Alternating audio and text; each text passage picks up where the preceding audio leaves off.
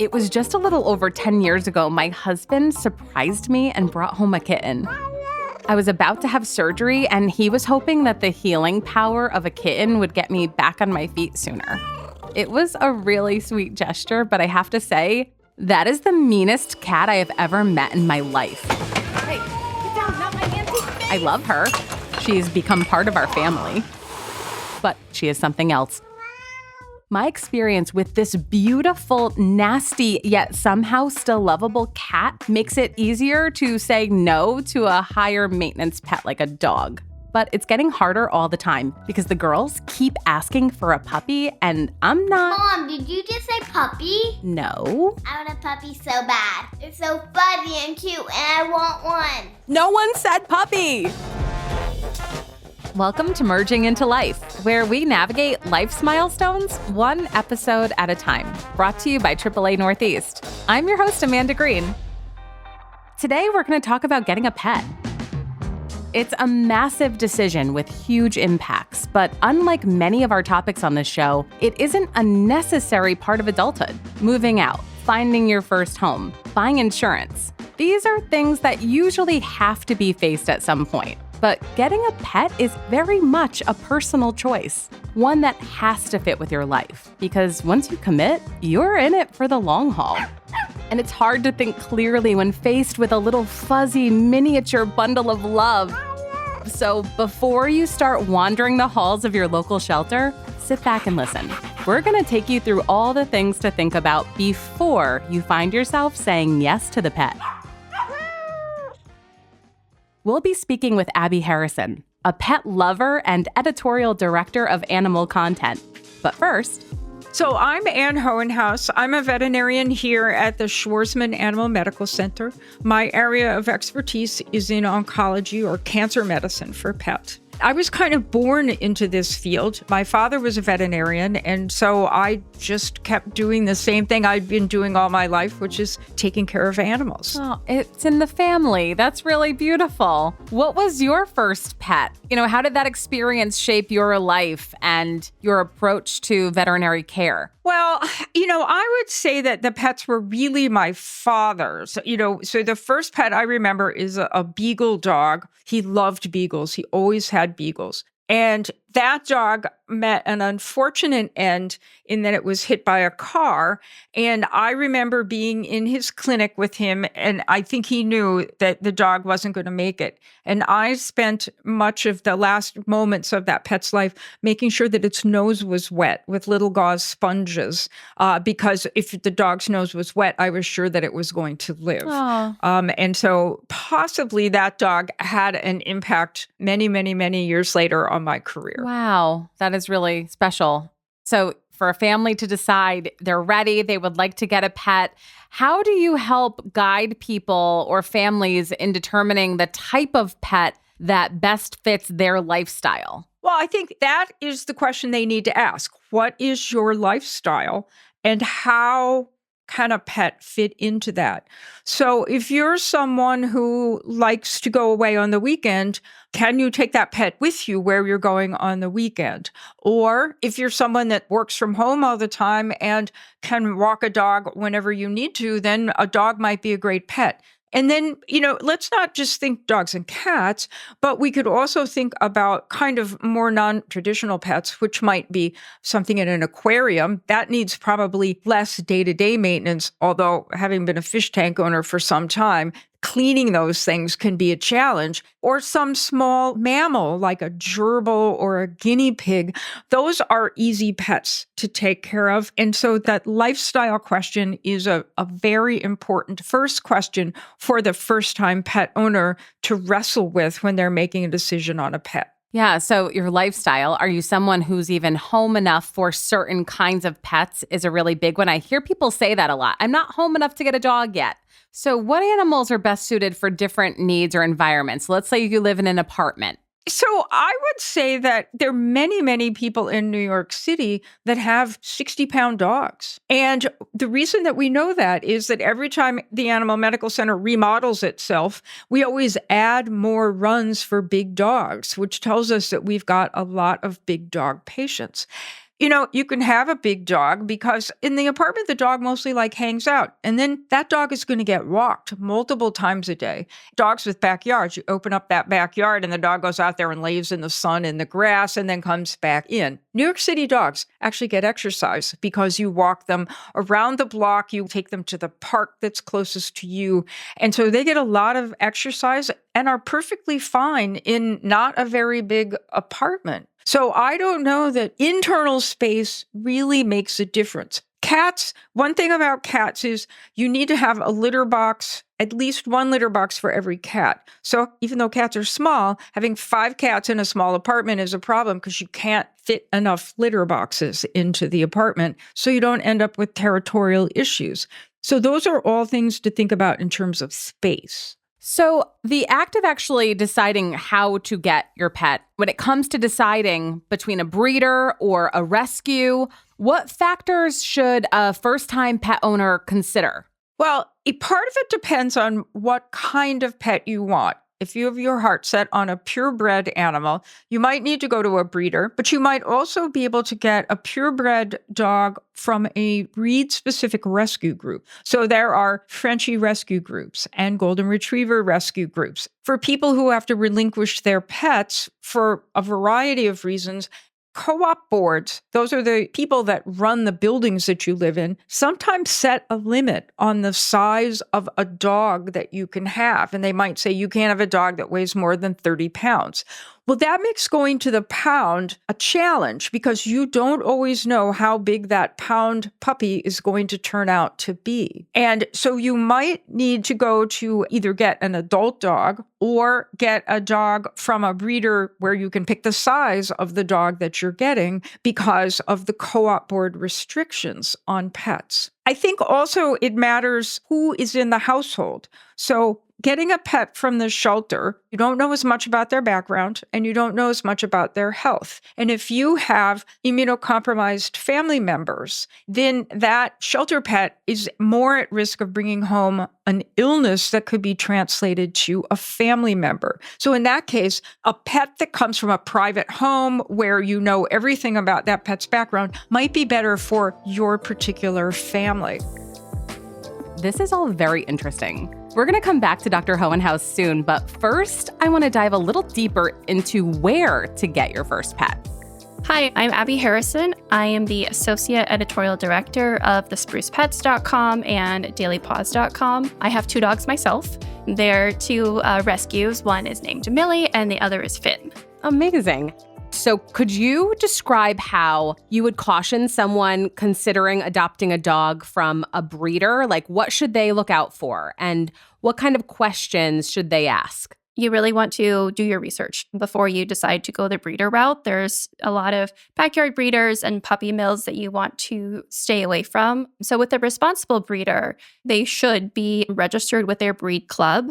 So, like the Golden Retriever Club of America or something like that. You can go to that breed club website and they should list out all of their affiliated breeders. They should allow you to come visit the facility and meet the dogs, the parent dogs, any of the puppies that they have currently. And that way you can also evaluate the facility and make sure that it's a clean facility and see kind of where the dogs are kept and just make sure it's a good environment. They should provide you with health certificates and screenings. So hip and elbow and eye screenings are just some of the things you can look at. They'll probably also give you information about the dog's line because these responsible breeders work very hard to make sure that they're producing dogs that are healthy and have a good temperament. I imagine also as you're visiting their facility and you're evaluating what they've done, they should also be sort of making sure that you're a fit home also. Definitely. Yeah. They will want you to submit an application and you'll probably have to end up on a wait list because a responsible breeder won't have just all kinds of puppies available at all times. They will have a schedule of when they are going to expect litters to be born. So you should expect to be on a wait list for, a year, maybe even 2, depending on the breed of dog that you're looking for and that breeder's program. What else should you look for in a breeder? I think another thing is they should never offer to ship a dog to you. You should have to go to the facility and pick up the dog. That is a kind of a common sign of puppy mills and backyard breeders is they will, ship their dogs out. or a scam where you put up deposit online and then nothing ever comes of it. Okay, so what about adopting a pet from a rescue? What kind of considerations are important there? When you go to a rescue, you want to work with the staff and tell them about your lifestyle and ask them if they can give you some information on the dogs that they have currently and help you find the right fit. If you are a first-time dog owner, you don't want to end up with a dog who might have like a lot of behavioral issues, maybe has come from a bad situation, unless you are, fully prepared and able to take on that challenge. And so the rescue staff should be willing to work with you to find the right fit for you so that way you don't, bring the dog back in 2 weeks when things aren't working out. Something to keep in mind is that getting your pet from a shelter comes with the satisfaction of doing a good thing. But it also comes with fees, sometimes as high as $600 and $700. That cost is one more thing to factor into a very big decision. In a perfect world, when you get a pet, it's for life. And if you can't make that commitment, Abby points out that there are other ways for animal lovers to get their fix. Shelters are often looking for volunteers to help out. And then there's the ever-important role of fostering. According to Dr. Hohenhaus, not only does it free up a place for another animal in the shelter, it also gives young animals exposure to real households, an invaluable experience for when it finds its new home. If you're fostered in a home, you get to meet the evil Mr. Vacuum Cleaner, and you hear the dishwasher turning on, and you hear what the shower sounds like, and doors closing, and the TV on, and all those noises that happen every single day in a home, but do not happen in a shelter because it's a completely different environment. If you're bringing a puppy or kitten home for children, you don't want the first children that puppy or kitten sees to be your children. You want them to have been exposed early on to little unpredictable beings that make funny, loud noises, because that can be very upsetting to a puppy or kitten that's never met a child before. Children behave much differently than bigger adults. Those are some really good points. Another big consideration are your personal finances, and being financially ready is really important when bringing home a new pet. So how do you recommend people gauge if they're financially ready for the responsibility? Well, I think that what everyone wants to do is take their credit card and rush to the local pet emporium and get the cute bowls and 5 beds and a couple sweaters for the new dog and the biggest climbing tree for the cat that you can find. And that is probably all the least important things. Your pet could be perfectly happy eating food out of an empty, clean Chinese food container and will sleep on any pillow, pile of dirty clothes, or what you have on the bedroom floor. And what you need to think about is the cost of medical care, the cost of food. Pet owners in the United States spend most of their pet budget on food. They spend more on food than on medical care for their pets. Also think about grooming. So you want that fluffy Persian cat that your grandma had, and well, then now someone needs to comb those mats out of that cat and make sure that its skin and hair are kept healthy. And if you get a poodle, those things grow hair like you can't believe. And trust me, I know some poodles whose haircuts cost more than mine do. Wow. So those are things to think about: the grooming, medical care, food, and then who's going to babysit that pet when you go on vacation? You've got to either engage the neighbor, pay the kennel, but that's an added cost. And then you have to think about the added cost of housing. Because is your landlord going to want a bigger security deposit on the apartment? Does your landlord actually allow pets? Or are you going to try and sneak this one in? And if you do and get caught, is there a financial penalty associated with it? So there's a lot of money things to think about in getting a pet. Most of these expenses you can plan for, but I suppose medical care can really balloon out of control depending on the health of your pet. How do you plan for that? Yes. And one of the important decisions that a pet owner needs to make is, am I going to purchase insurance for this pet? And if I am, what is that insurance going to do? So some people want catastrophic crisis medical care coverage, meaning they figure they can budget and pay for shots, blood tests, and the routine care that the pet needs, because that's more predictable and they can work that into their budget. But if the pet has a big crisis, then that's the kind of insurance that they want. Other people say, if there's a crisis, I'll figure it out, but I want to know that my routine care is covered. And I can predict that my coverage is going to, cover shots and blood tests that the pet needs every year, and flea and tick medication and heartworm medicine. So that's one way to think about it. The other way is to create a pet slush fund. And instead of putting the money into the insurance company, put the money in the bank.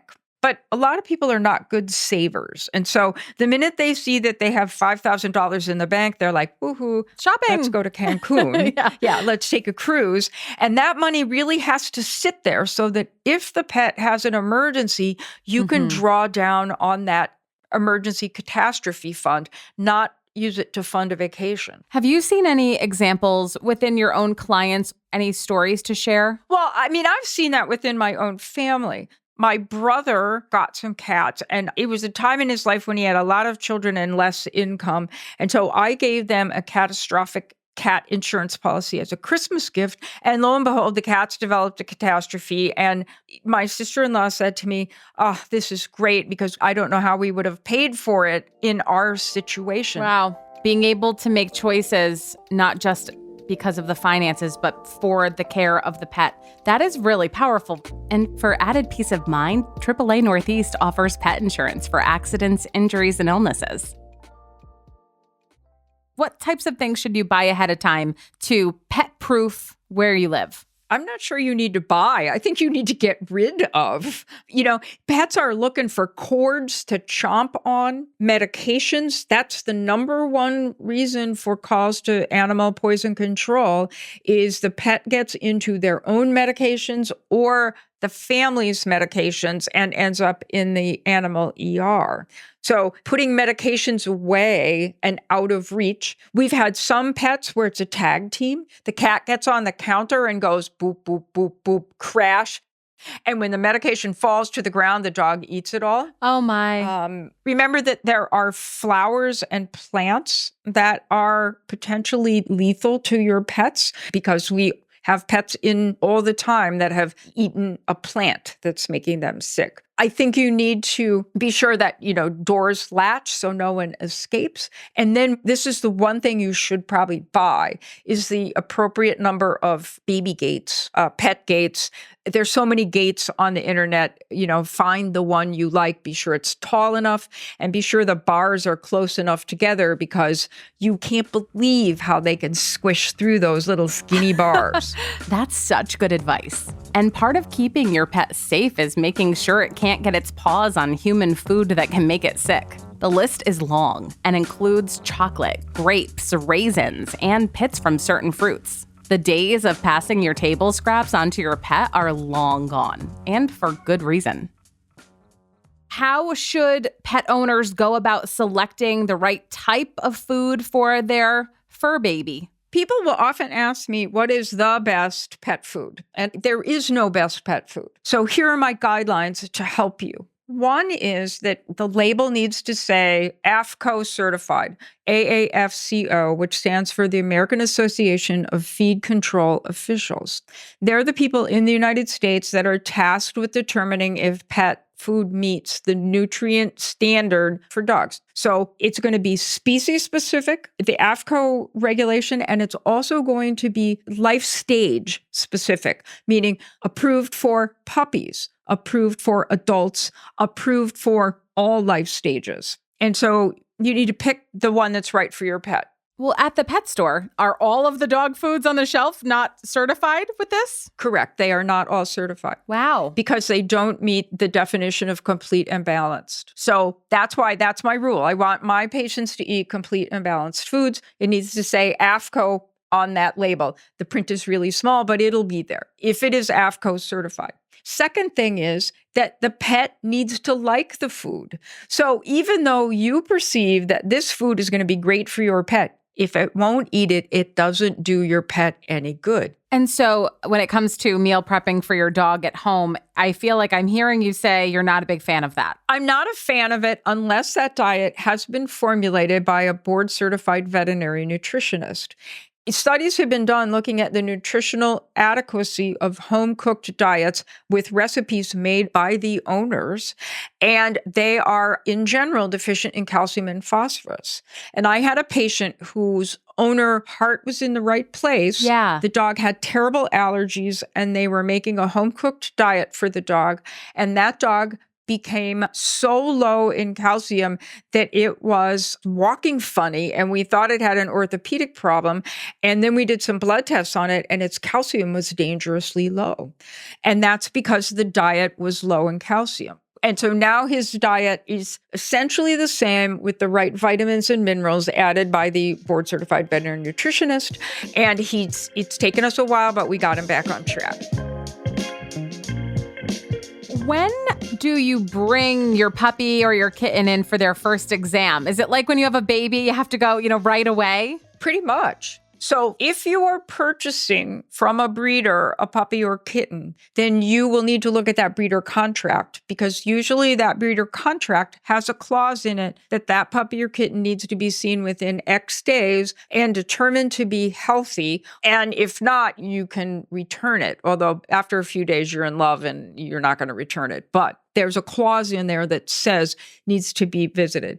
And then puppies and kittens need vaccinations roughly every 3 to 4 weeks before they're probably 5-6 months old. And so you need to know from who you get the puppy or kitten from, when was it vaccinated and when's the next vaccine due? But usually quite soon after you get the puppy or kitten, you should have it checked out. Since we're talking about planning for your first pet, you need to probably identify that veterinarian up front, maybe make an appointment for shortly after you get that pet, even though you don't have it yet, so that you can get an appointment at the right time for that pet and find out more about that veterinary hospital. Is there any other advice you would offer to someone considering getting their very first pet? Oh, it's going to be so much fun. There's nothing like having a pet around. They're infinitely entertaining. They are completely devoted to you, and they're unconditional in their love. So I love having animals around, and I can just sit in the evening and watch my kittens play. It's better than TV. I did not watch the news last night. Instead, I watched the kittens play. Beautiful. Oh, that's a lot of love. That's really special. Okay, so before I let you go, I have some rapid fire questions. When should you start brushing your new pet's teeth? Now. Immediately. Yeah, immediately. So kittens and puppies are very pliable. And if you train them early, you can get them to do a lot of different things. If you wait till they're 4 years old, no go on the toothbrushing. Should all pets be microchipped? Yes. How often should you bring your pet in for a checkup? At least once a year for a routine checkup and whenever they're ill. And what's a normal amount of sleep for dogs and cats to get per day? Cats sleep about 90% of the time.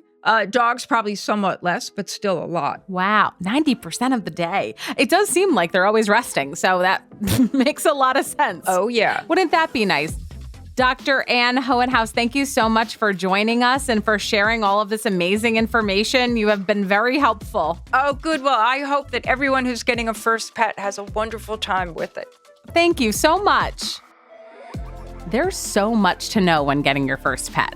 So remember, consider your lifestyle and find something that fits with how you live. Work out your costs beforehand because food, medical care, and insurance add up.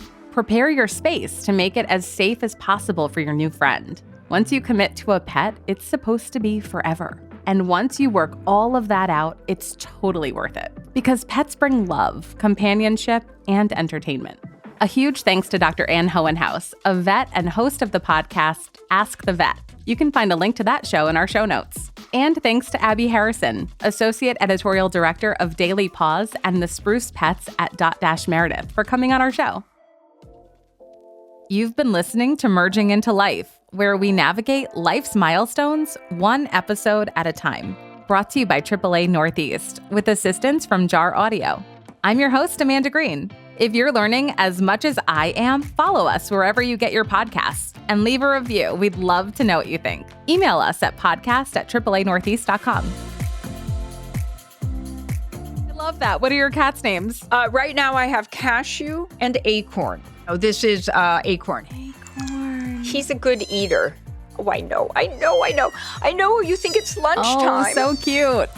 But we're still not ready for a puppy. The views and opinions expressed in this podcast are not necessarily the views of AAA Northeast, AAA, and/or its affiliates.